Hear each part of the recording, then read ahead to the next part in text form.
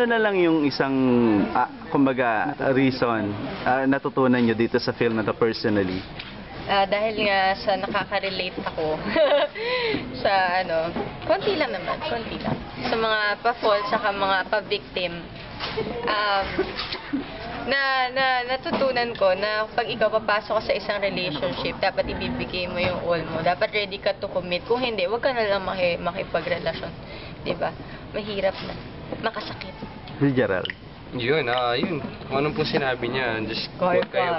Huwag kayo, ako nga talagang gumawa ng sagot. Siya yung Hindi, yun. Just don't, kayo pumasok sa isang relationship kung hindi talaga kayo ready because feelings ng ibang tao sobrang importante talaga. And doon mo malalaman pag wala na. Mas masakit talaga.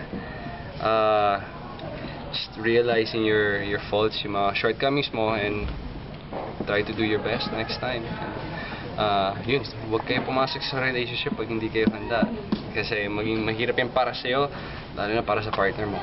Kawawa lang din siya. Would you be wiser next time sa pakikipagrelasyon? O mas Ba't ka tumatakas? mas Tumatakas? gagamitin mo ang puso Ha? ngayon, yung susunod mong Hindi. Syempre naman.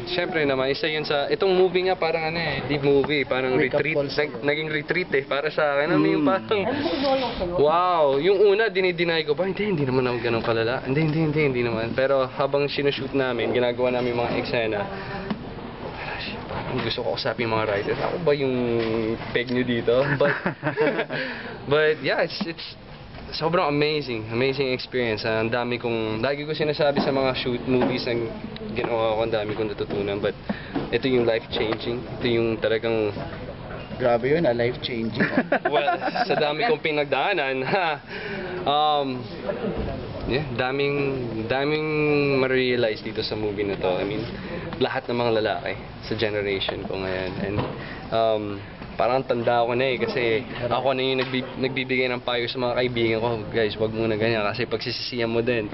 Trust me, napagdaanan ko yan, sabi ko. So, just be, just